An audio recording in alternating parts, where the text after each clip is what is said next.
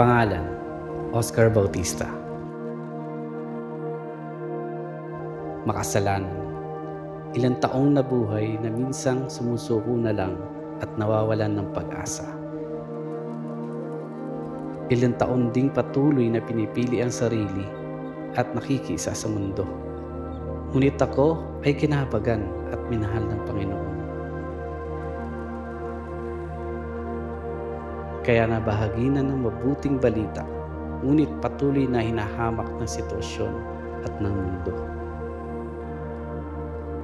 Sa kabila ng lahat, ako'y pinagtiyagaan, minahal,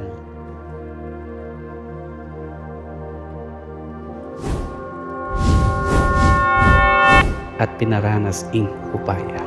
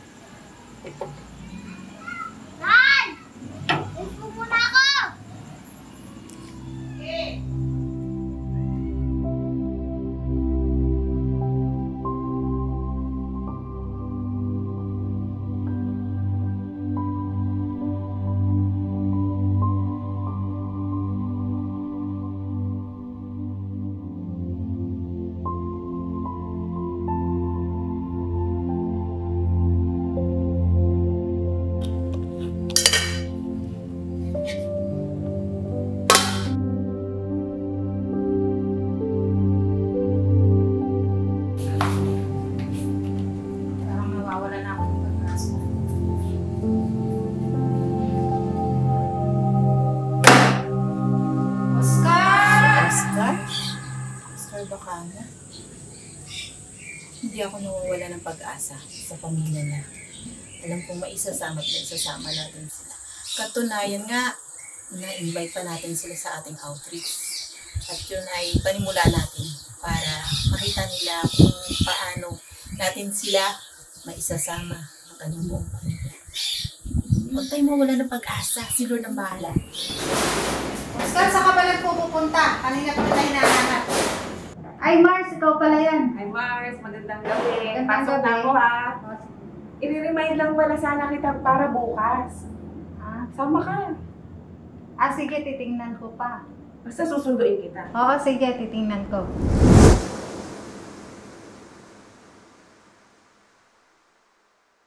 Yung anak ko po ay umattend sila sa outreach at meron silang mga nanay, mga kabataan doon na binagyan ng mga konting gifts. Tapos, sabi ng anak ko, Nay, pwede ba natin silang puntahan kasama yung envelope mo? Kung pwede, hingi ka sa kanila ng tulong para makarating kayo doon sa lugar kung saan kami nanggaling. Para yung mga magulang doon na nandun lang, pakalat-kalat, maipon nyo at mabahagihan ng salita ng Panginoon. At the same time, masama natin sa envelope natin. At ngayon, inuturo ko sa inyo ang verse na John 1:12. Ang sinasabi, subalit ang lahat ng tumanggap at sumampalataya sa Kanya ay binibigyan ng karapatan maging mga anak ng Diyos. So, ang ibig sabihin nun, meron nga pala akong gustong i-share sa'yo. Isang magandang balita. At alam ko to na ito'y makakatulong sa'yo, makakatulong sa atin, makakatulong sa inyo ng anak mo. Meron dito sa Bible, babasahin ko lang sa'yo. Ito yung sinasabi kong isang magandang balita, sis. Sabi dito sa Roma 6:23, sapagkat kamatayan ang kabayaran ng kasalanan, ngunit ang libreng kaloob ng Diyos ay buhay na walang hanggan sa pamamagitan ni Kristo Jesus na ating Panginoon. Panginoon, ako po ay lumalapit sa iyo at humihingi ng kapatawaran sa lahat ng aking mga kasalanan. Ikaw po ay aking tinatanggap sa aking buhay na sarili kong tagapagligtas na Panginoon na siyang magbibigay sa akin ng buhay ng walang hanggan. Na walang hanggan. Panginoon, tulungan mo po ako.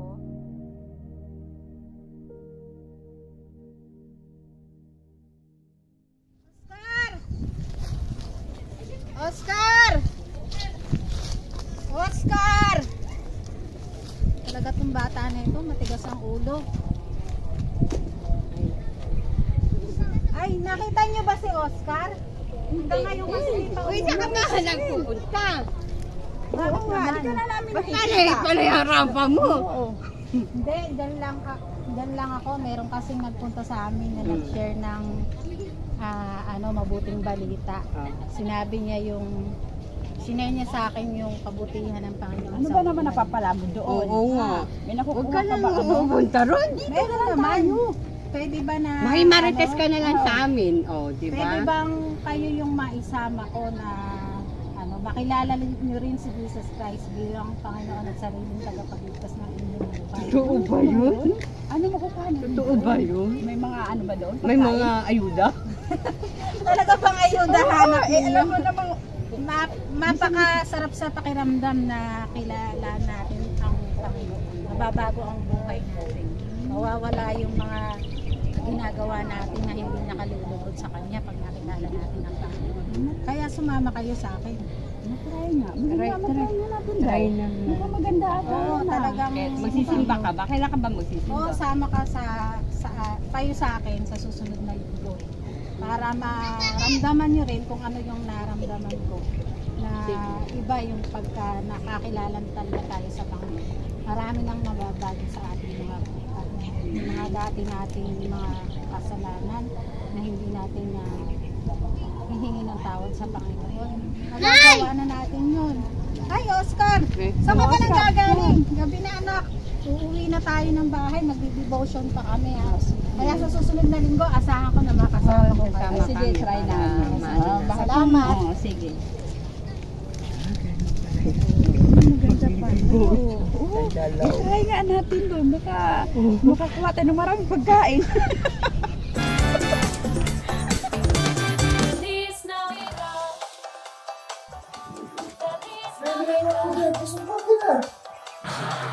Nagtitiktok, bakit? Pasko na eh.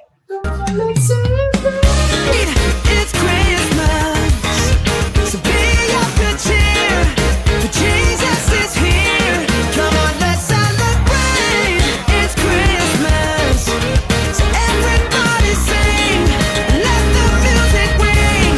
It's Christmas. Totoo nga, ang sarap palang makasama sa grupo na totoo ang intensyon sa paglilingkod. Sa mundo na puno ng kasamaan, meron pa palang mga tao na grabe ang pagtitiwala sa Panginoon at pagmamahal sa iba. Ang sarap lang na isa ako sa hindi sinukuan ng kapatid na Jane at ng M-group niya. Hi, salamat na lang talaga at sumama ako kay Elsa. Ngayon, alam ko na yung pakiramdam na makasama ang isang Kristiyanong grupo. Hindi sila nag-atubiling maging gabay sa bawat hakbang ko. At sa bawat pagkakataon, sila ang naging karamay ko sa lungkot at kasiyahan. Sa kabila ng paghihirap, natutunan kong yakapin ang tunay na diwa ng Pasko. Salamat talaga sa grupo na nagpagamit para ipakita ang walang hanggan na pagmamahal ng Panginoon. Panalangin ko na sa pagtanda ni Oscar, makita at maramdaman niya rin ito.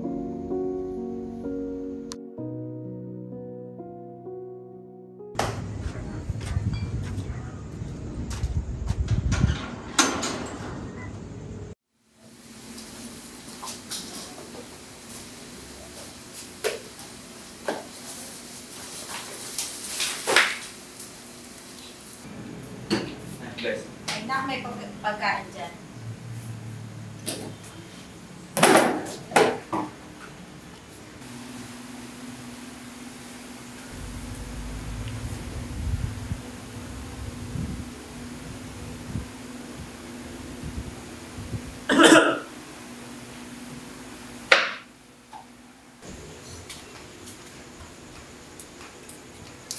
Alis muna ako sandali. Maasikasuhin lang ako.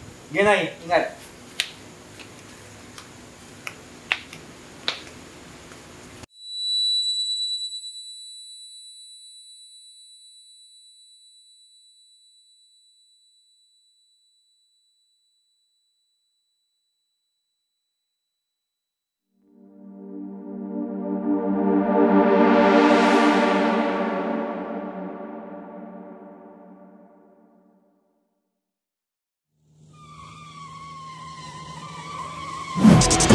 Umakyat na sa 18 ang bilang ng mga nasawi sa bus na nahulog sa bangin sa Antique.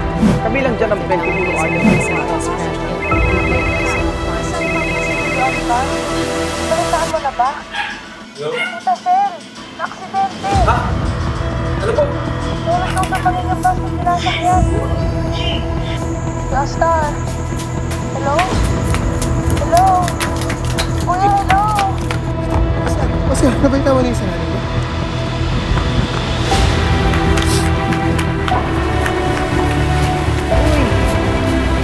Uy, may nangyari daw kay Maricel.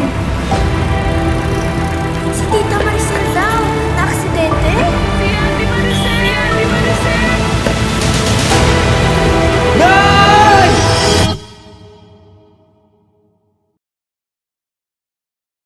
Programang ito ay rated SPG. Striktong patnubay at gabay ng magulang ang kailangan maaari.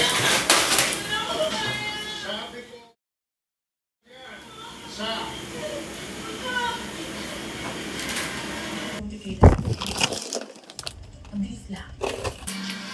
Boss, saan mo siya? Ipapalayarin mo.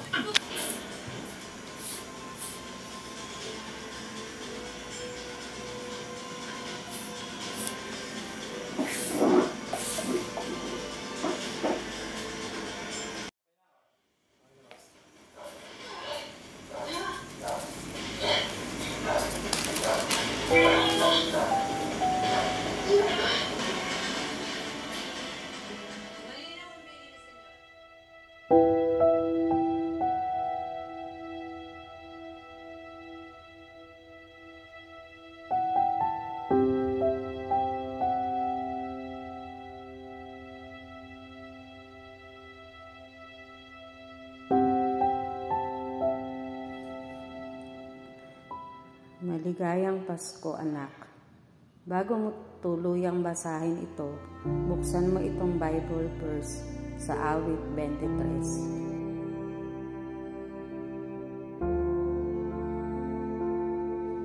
Alam mo na, ayan yung naging sandalan ko sa mga panahon na hindi ko na alam kung paano ako makakaalis sa lalim ng problema nating pamilya. At ayan din ang naging pag-asa ko. Tunay nga na ang kabutihan ng Panginoon ang naging gabay sa atin sa araw-araw at palagi. At anuman ang mangyayari, sa Kanya pa rin ako mananahan.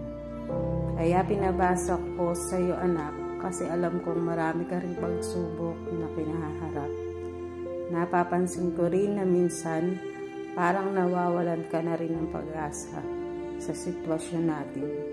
Kaya sana, tulad ko, mas makilala mo rin si Lord. Siya rin sana ang maging sandigan mo sa mga kahaharapin mong pagsubok.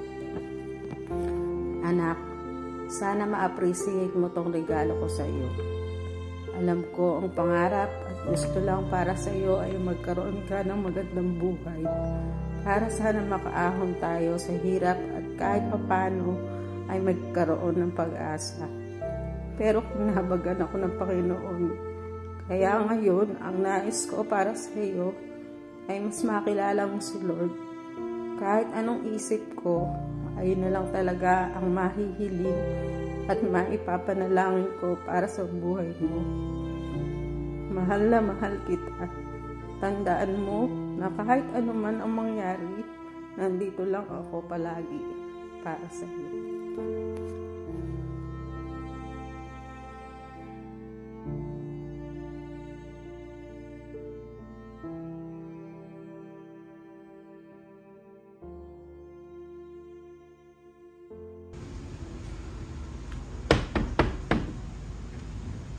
Oh,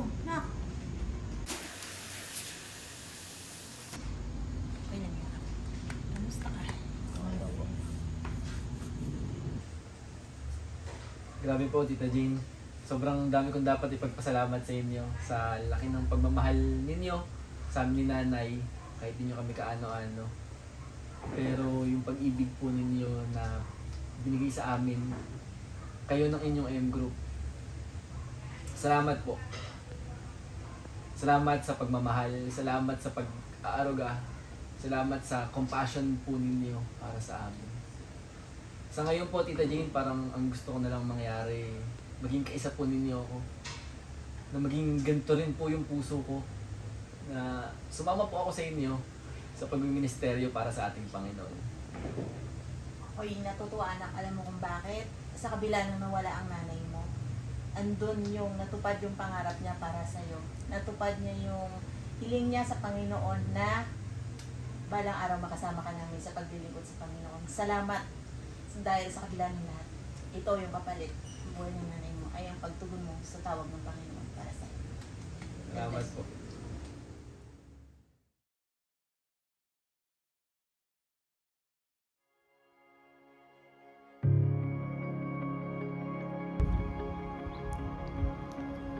Pangalan, Oscar Bautista. Isang pastor dahil sa biyaya at habag ng Panginoon.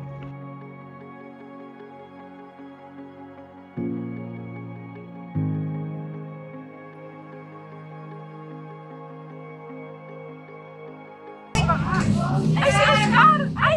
Pastor na talaga yan! Alam mo ba si titingin ako dito sa cellphone? Pastor na daw yan. Talaga? Oo. Kailan ba? Oo, ay naku. Totoo ba yun? Hindi ko maalam naging pastor na pala yun. Mukhang ano lang, hindi mo kakalain ang pastoran no? Kasi sige tao lang siya. Oo. Nagkatrabaho lang yun. Hindi naman nag-aasal pa tayo. Oo, parang di ako paniniwala. Dati usbusi. Tingnan mo nga yun. Grabe. Nagtitinda ng dati. Oo. Kalat-kalat na sa baang. Yun pa. Ay, saan mo punta? Nabiyayaan ng pagmamahal, kaya patuloy na kinakayang magmahal. Isang anak na naiwan, ngunit ramdam ang pagyakap ng ina na walang hanggan.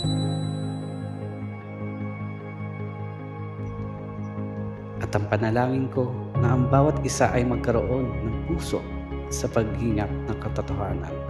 Maligayang Pasko sa inyo.